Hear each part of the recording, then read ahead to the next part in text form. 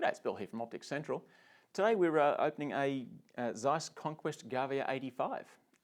Zeiss is well known for its lenses and mostly we deal in binoculars, but this is a spotting scope. Spotting scopes are used mainly for bird watching.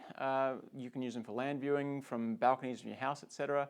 They're also used for hunting and shooting range work. However, Gavia is a family of loons and divers in the Northern Hemisphere, so this is clearly marketed towards the birding side.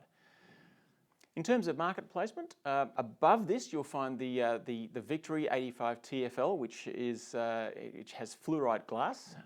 This has extra low dispersion glass.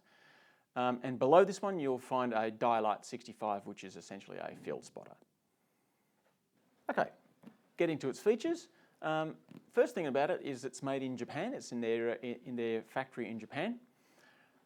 It has an 85mm objective, which is medium-sized for spotter scopes. They generally come in 65, 85, and 100, and sometimes different versions. It has extra low dispersion glass. That's the ED glass, which is not fluorite, but it's above the standard glass. It's waterproof. Nitrogen filled, so it's fog proof. It has a helical focus, which is the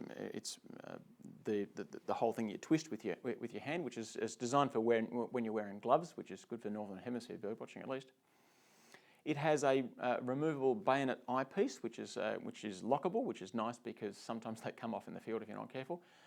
The zoom goes from 30 to 60 times, which is a little unusual. It's a little bit closer than most of the other scopes of about this size. They generally go to 20 to 60. I'm not quite sure why the Gavia goes 30 to 60, but there may be some geometry about that. I don't actually know. This is just me guessing. Okay, let's have a look at what's inside the box. Let's open it up. It's got a nice magnetic thing. There's your Gavia, by the way. It's a loon or a diver. I'm not quite sure which one. You don't get them in Australia. Here's the scope itself. Nice heavy feel to it. There's a cap on that end, cap on that end. There's additional caps here for when you split the eyepiece off. And some paperwork and a lens cleaner. Now the lens does come off. It's got this clever little locking thing. You unlock the rubber thing, and then you can twist the eyepiece, and it comes out. That goes on there, and that one goes on there. So that's. I'm not quite sure why you'd need to take that off under normal circumstances, but that's the way it works. Okay, here it is on a little tiny tripod. Now, we set it up up on a test target. We have a very salubrious dumpster about 180 metres down across the car park. The images that we got were nice and bright, and they were very crisp, which is exactly what you'd expect from the ED glass. I couldn't detect any significant chromatic aberration. We took a couple of phone pics. They look very good, considering it's a phone adapter. Personally, I like I'm going to show you this. I like the foot.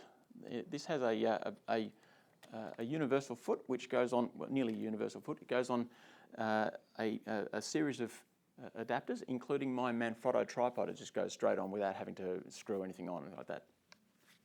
So overall, it's not an entry-level scope, but it's not going to cost you the earth. It gives you a very nice picture, and yeah, I like it a lot. So enjoy.